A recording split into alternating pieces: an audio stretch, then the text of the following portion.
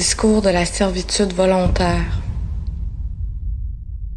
Pour le moment, je désirerais seulement qu'on me fît comprendre comment il se peut que tant d'hommes, tant de villes, tant de nations supportent quelquefois tout d'un tyran seul, qui n'a de puissance que celle qu'on lui donne, qui n'a de pouvoir de leur nuire qu'autant qu'ils veulent bien l'endurer, et qui ne pourrait leur faire aucun mal s'ils n'aimaient mieux tout souffrir de lui que de le contredire. Chose vraiment surprenante, et pourtant si commune, qu'il faut plutôt en gémir que s'en étonner. C'est de voir des millions de millions d'hommes, misérablement asservis et soumis, tête baissée, à un joug déplorable, non qu'ils y soient contraints par une force majeure, mais parce qu'ils sont fascinés, et pour ainsi dire ensorcelés, par le seul nom d'un qu'ils ne devraient redouter, puisqu'il est seul, ni chérir puisqu'il est, envers eux tous, inhumain et cruel. Telle est pourtant la faiblesse des hommes. Contraints à l'obéissance, obligés de temporiser, divisés entre eux, ils ne peuvent pas toujours être les plus forts. Si donc une nation, enchaînée par la force des armes, est soumise au pouvoir d'un seul, comme la cité d'Athènes le fut à la domination des 30 tyrans, il ne faut pas s'étonner qu'elle serve, mais bien déplorer sa servitude, ou plutôt ne s'en étonner ni s'en plaindre, supporter le malheur avec résignation et se réserver pour une meilleure occasion à venir. N'est-ce pas honteux de voir un nombre infini d'hommes non seulement obéir, mais ramper, non pas être gouvernés, mais tyrannisés, n'ayant ni bien, ni parents, ni enfants, ni leur vie même qui soit à eux? Si deux, si trois, si quatre cèdent à un seul, c'est étrange, mais toutefois possible, peut-être avec raison. Pourrait-on dire c'est faute de cœur? Mais 600, 6000 se laissent opprimer par un seul. Dira-t-on encore que c'est de la couardise, qu'ils n'osent se prendre à lui, ou plutôt que par mépris et dédain, ils ne veulent lui résister? Enfin, si l'on voit non pas 100, non pas 1000, mais 100 pays, 1000 villes, 1 million d'hommes, ne pas assaillir, ne pas écraser celui qui, sans ménagement aucun, les traite tous comme autant de serfs et d'esclaves. Comment qualifierons-nous cela? Est-ce lâcheté? Mais pour tous les vices, il est des bornes qu'ils ne peuvent dépasser. 2 hommes et même 10 peuvent bien en craindre un, mais que 1000, 1 million, 1000 villes ne se défendent pas contre un seul homme. Oh, ce n'est pas seulement couardise, elle ne va pas jusque-là. De même que la vaillance n'exige pas qu'un seul homme escalade une forteresse, attaque une armée, conquiert un royaume. Quel monstrueux vice est donc celui-là que le mot de couardise ne peut rendre, pour lequel toute expression manque, que la nature désavoue et la langue refuse de nommer? Qui pourrait le croire, si cela n'était qu'un oui-dire et n'arrivait pas à chaque instant et sous nos propres yeux? Encore, si ce fait se passait dans des pays lointains, et qu'on vint nous le raconter, qui de nous ne le croirait controuvé et invité à plaisir? Et pourtant ce tyran, seul, il n'est pas besoin de le combattre, ni même de s'en défendre. Il est défait de lui-même, pourvu que le pays ne consente point à la servitude.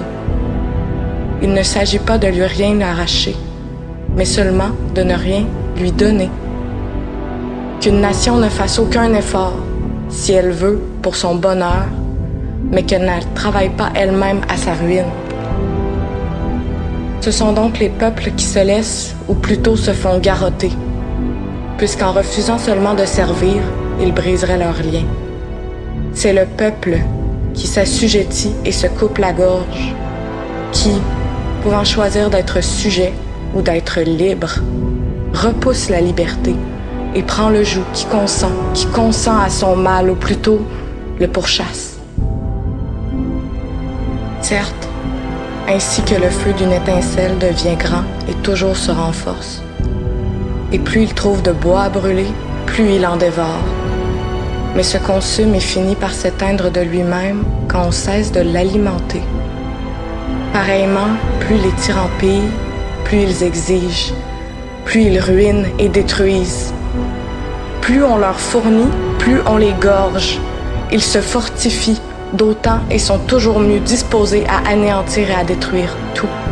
Mais si on ne leur donne rien, si on ne leur obéit point, sans les combattre, sans les frapper, ils demeurent nus et défaits, semblables à cet arbre qui, ne ressemblant plus de sucre et d'aliments à sa racine, n'est bientôt qu'une branche sèche et morte. Ce maître n'a pourtant que 2 yeux, 2 mains, un corps et rien de plus que n'a le dernier des habitants du nombre infini de nos villes. Ce qu'il a de plus que vous, ce sont les moyens que vous lui fournissez pour vous détruire. Les médecins disent qu'il est inutile de chercher à guérir les plaies incurables. Et peut-être ai-je tort de vouloir donner ces conseils au peuple qui, depuis longtemps, semble avoir perdu tout sentiment du mal qui l'afflige. Ce qui montre assez que sa maladie est mortelle.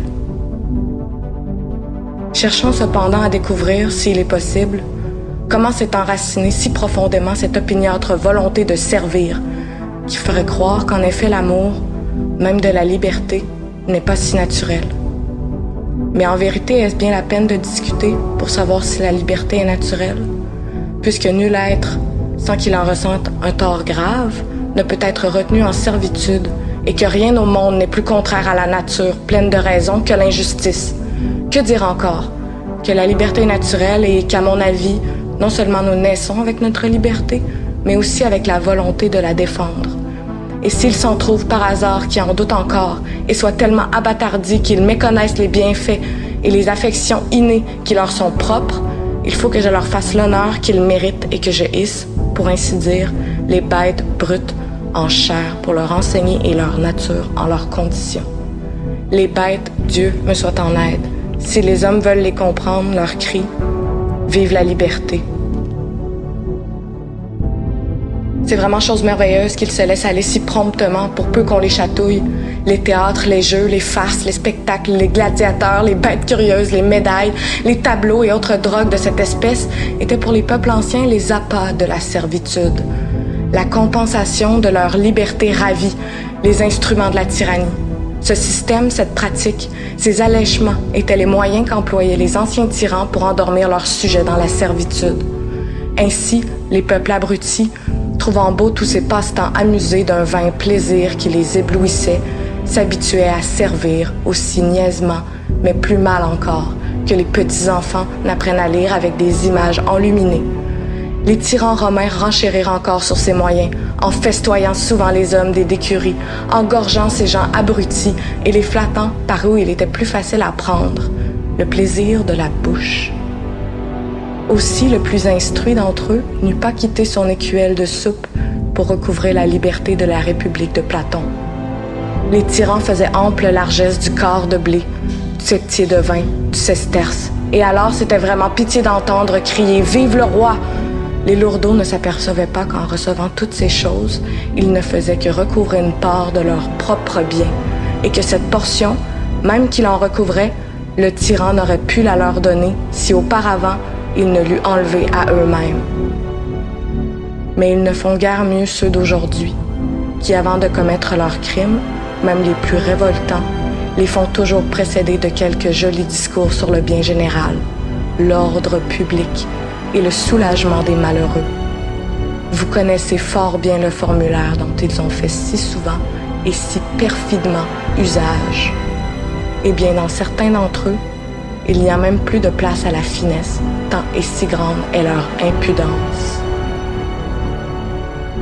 Étienne de la Boétie, 1549.